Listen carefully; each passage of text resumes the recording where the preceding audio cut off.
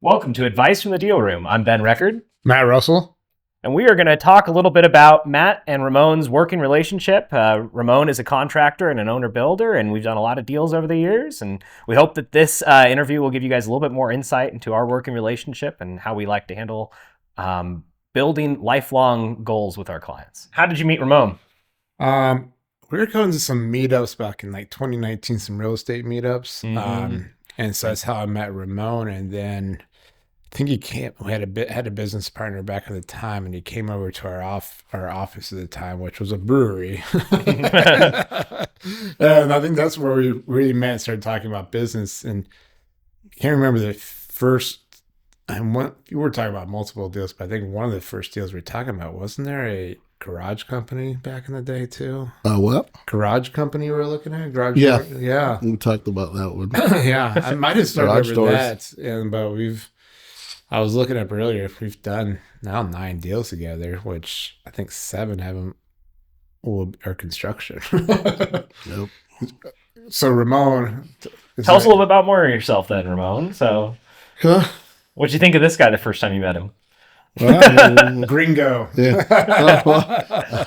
I was one of the few there. I lived in the Seattle area at the time, but I was born and raised here, so I used to always come back to those meetups. And we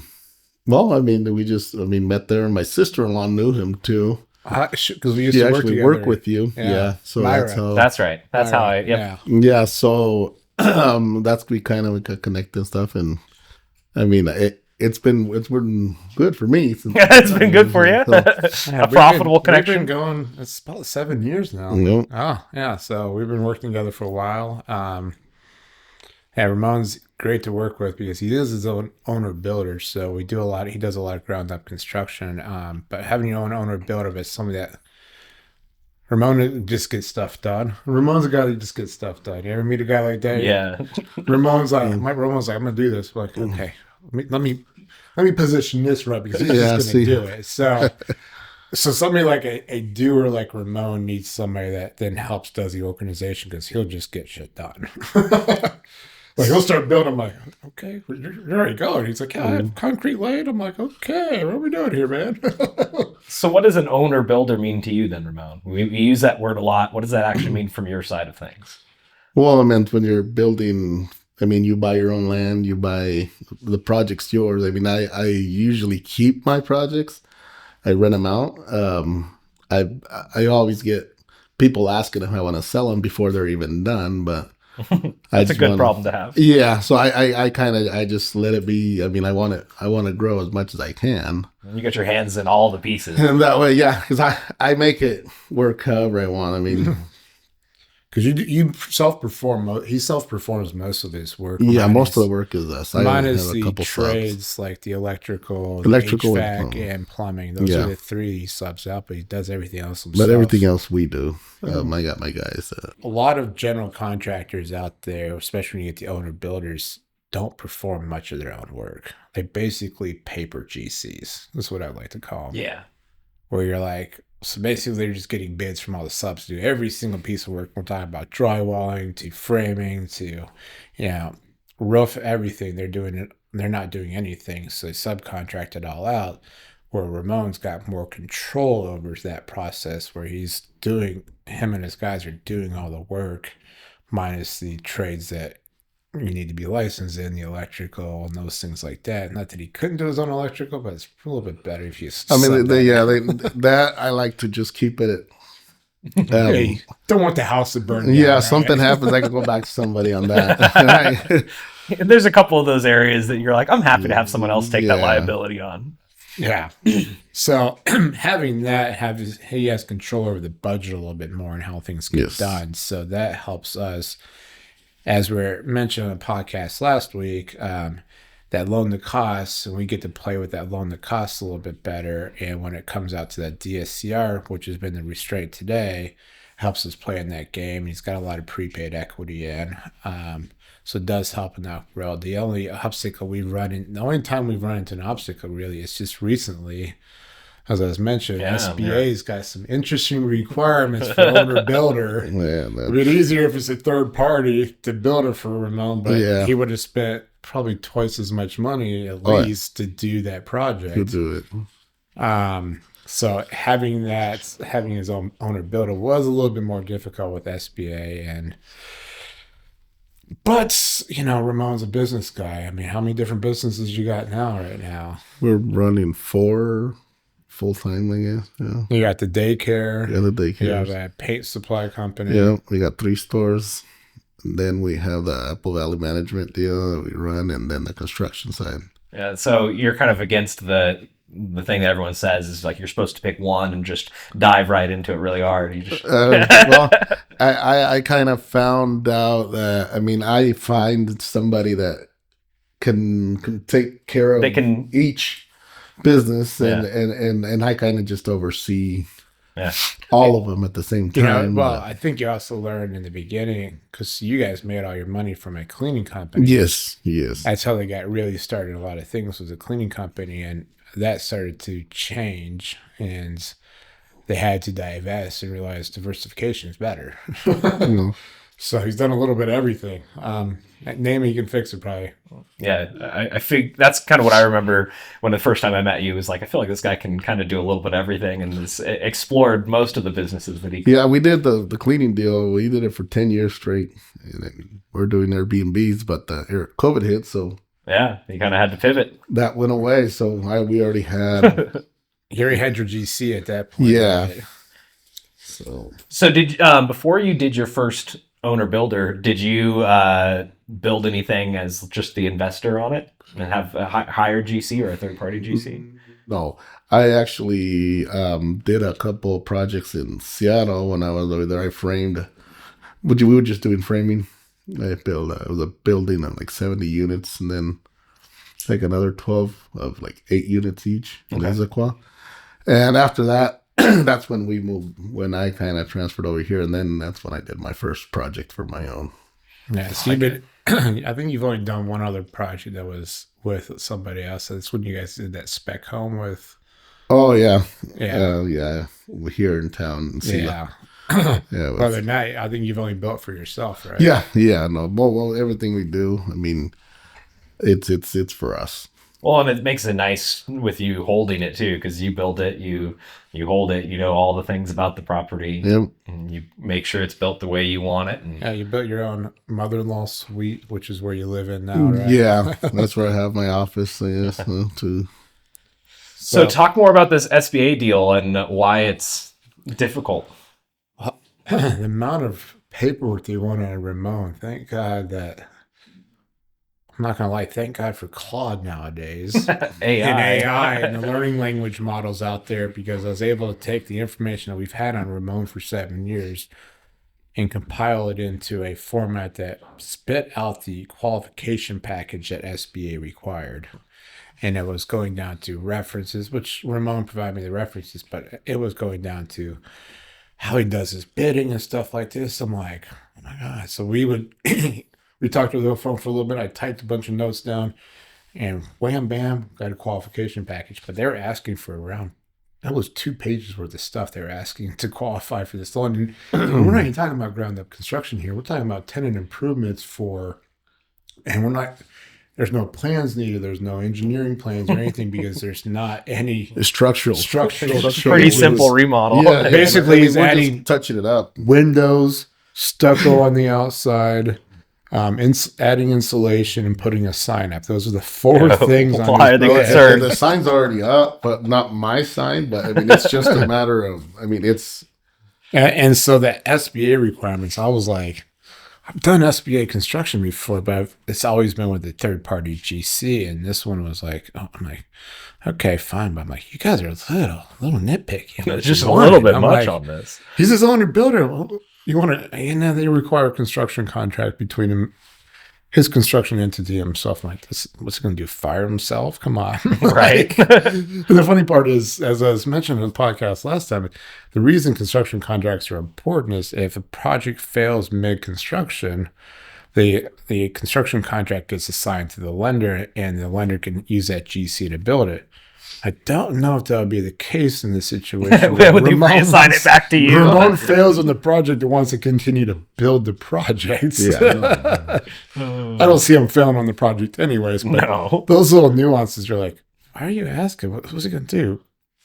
The construction fails. Why do you want the construction contract? We're going to keep you on to be the contractor, but no, That's when he starts marking up everything. yeah. One of the things too, I told the gal when I talked to her on the phone was, I'm like, well, we need to get this rolling. I mean, I'm like, yeah, I have 3 other properties that are going on there. I mean, with those 3 properties, I can pay off this loan I'm asking you guys for. It's not like you guys aren't getting anything. no. The construction alone, I think, was only 100.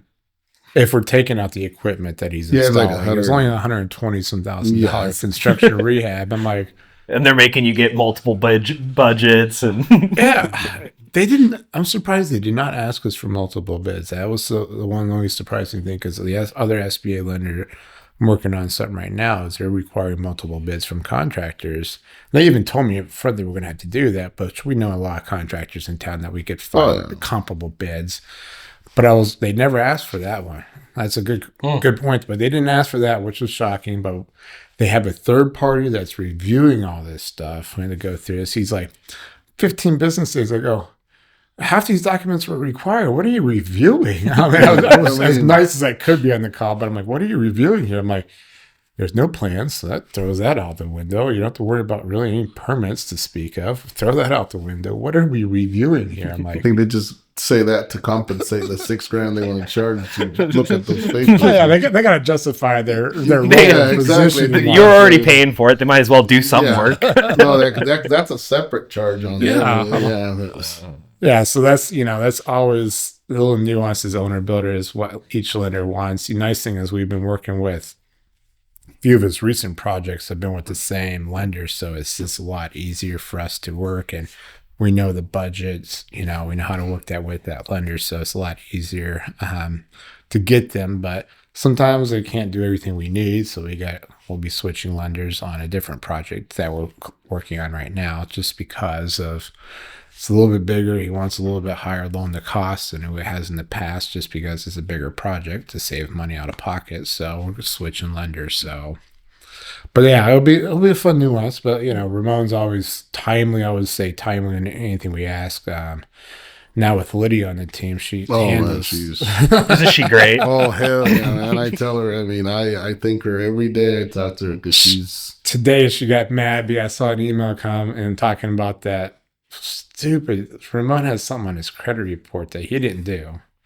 It's fraud, basically. And these people, he had to go file a police, but Lydia's helping. Like, she even called the cops with me the other day, say, "Hey, we need to file a police report." Like, she's a word on to try to get these things taken care of. But she handles all Ramon's draws and everything now, so they communicate well. So when Ramon needs a draw, he says, "Here's what I've spent. Here's what I need money on. Here's what's completed," and Lydia fills out the draw process. So that's something. Has that help out? I mean, were we your first construction loan ever? Then that's what I was just thinking. Have you done any construction loans not with Matt helping you out? No. So that's he doesn't even know what it might how painful it would be if without us. Okay. Yeah, no, I mean it's worked out good. I mean now that he's got Lydia, it's way easier. I think for him and for me too. Yeah. I mean, literally, she's like got to submit like literally probably 30 minutes after he tells us the information. She's like, it's in the lender's inbox, and when they miss something, she chews them out and makes sure. Oh no, yeah, she'll call him directly. She don't care. She's on top of it. I mean, she wants stuff to get done. Yeah, she's like, and makes that's the goal is making. If he doesn't have to deal with this stuff, he can go do 4 businesses he's running, as he's mentioned. Going to open a 5th business, so why not let him go do what he does best? And unfortunately, we're good at paperwork and lending. Some days I want to. Sometimes we ask, why are we good at it? But then I look back and I got 20 years of experience in this. What the hell else am I going to do at this point?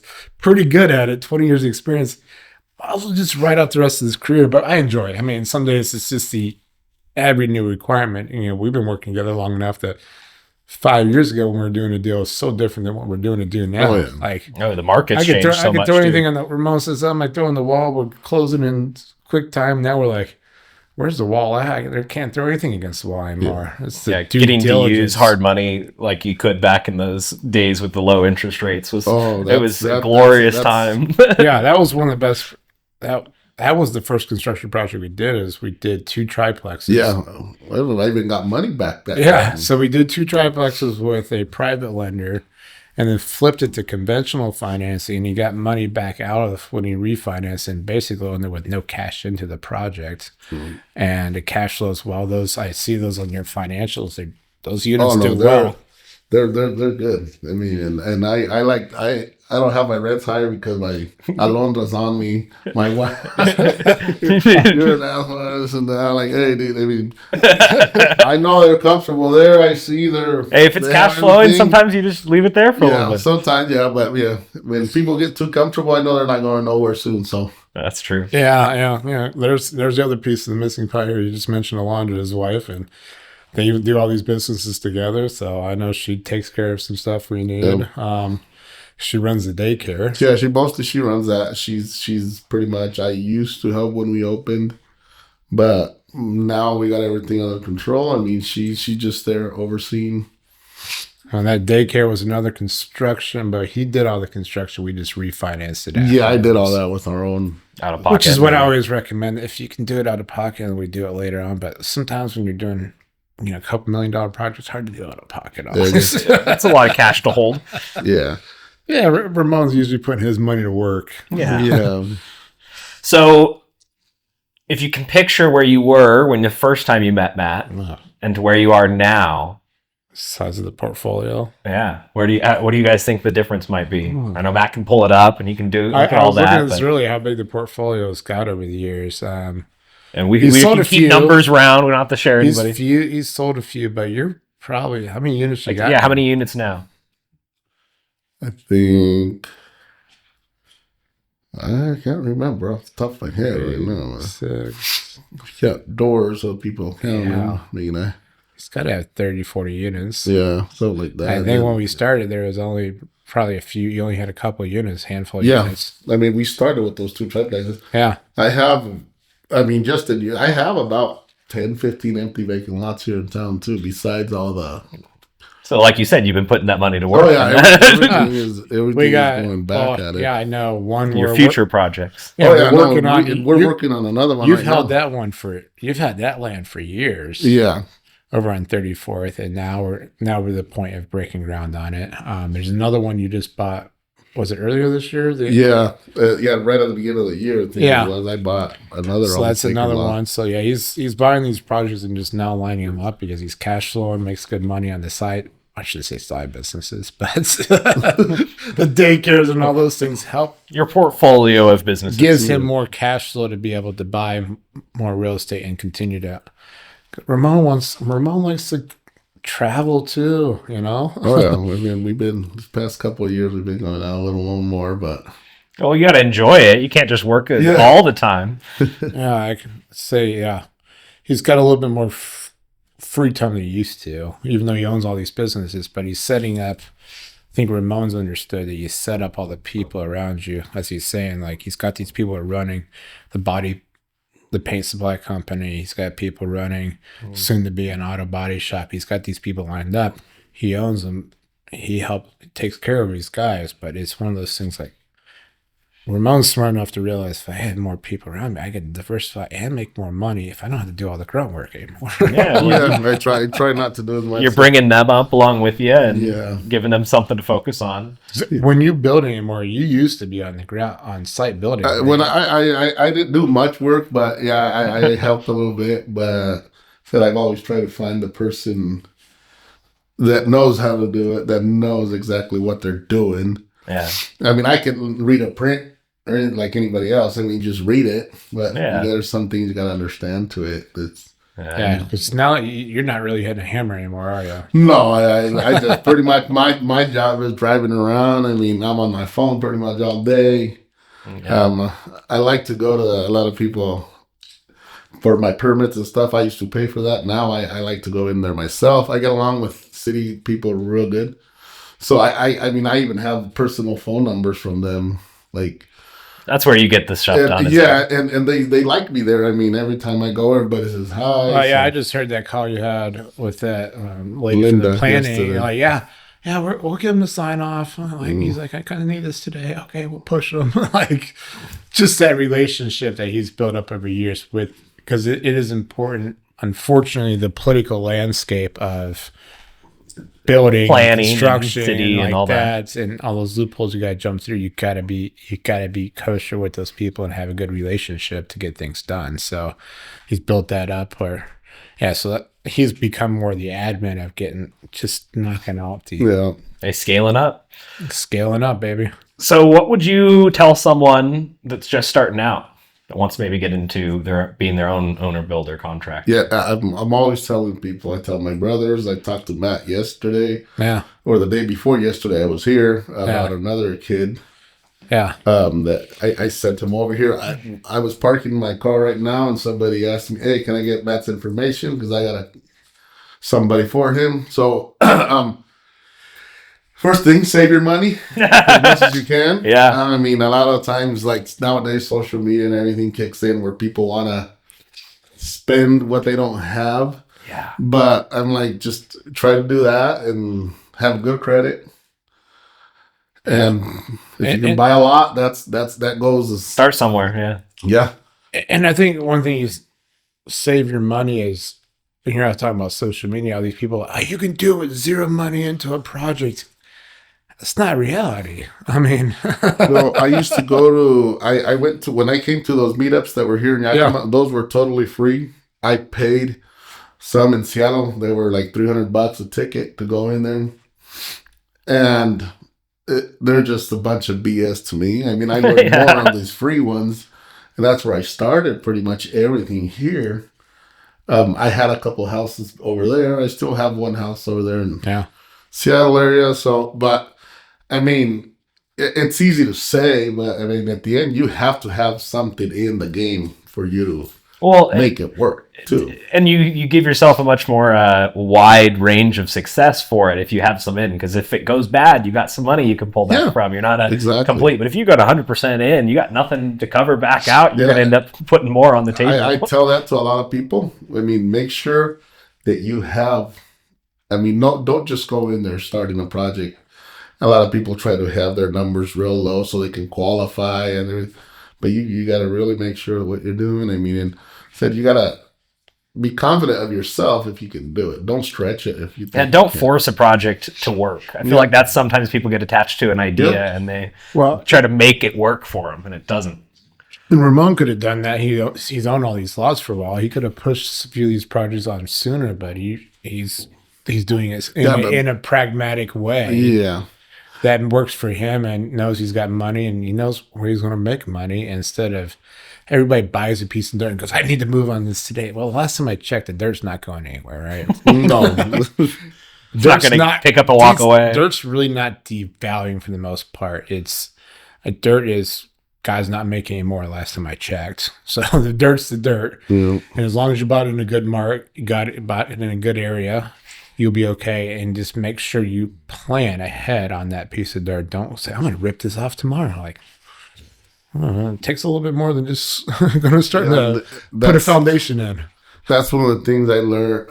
And you learn things every day. I mean, you guys know your financing. I mean, I'm pretty sure you guys learn new tricks. Oh yeah, not every day. But I learned that it does matter where you buy the property at the end. I mean, and we just location. Yeah, location. And I ran into that issue. I mean, on this last project where the down payment was a little higher, but I mean, me and Matt made it work to where, I mean, I put a little more in, but we made it work. And because the rents weren't going to be high enough at that location. And I hadn't run into that. And that was already our fourth. Yeah, fifth big project. I mean, and every project keeps just pretty much seems like it doubles every time. So and so rents, we're saying location rents. You got to really plan that out. Rents here versus just a couple blocks, especially here in Yakima. Yeah, exactly. Yeah, a couple blocks difference. The thing about those lots there, I mean, when you go into the city, they like to see that you're building in those areas. And that's when I think they're a little more lenient with you when you tell them, I mean, you want to help out, you want to, and I mean, make it look better, improve the I used to do neighborhood. screening for my tenants. Now I don't do anything. A lot of the tenants, I get calls at least twice a week. Hey, do you have something for rent? Do you have this? And I just talk to the people. He manages his own units too, so he Yep. does all of his own self-management, which you tried to outsource it before, right? Yeah, they were a couple of them when we bought them were already with somebody, and I mean now I just did my own thing. Yeah.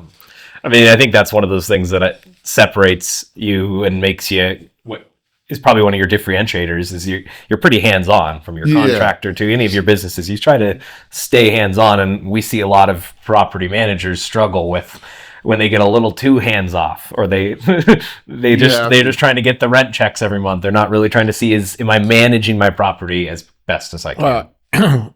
But then you get some owners that try to be their own PM, and they don't understand how to do that because they don't understand the repair side of things. Yeah. Either being his own contractor lets the repairs be a lot easier, where some people are like, don't chintz out on the repair, man. If you spend a little extra money or the time, you're not have to come back 6 weeks later and do the same thing. Ramon gets that because he owns a property, built most of them. I mean, you know up.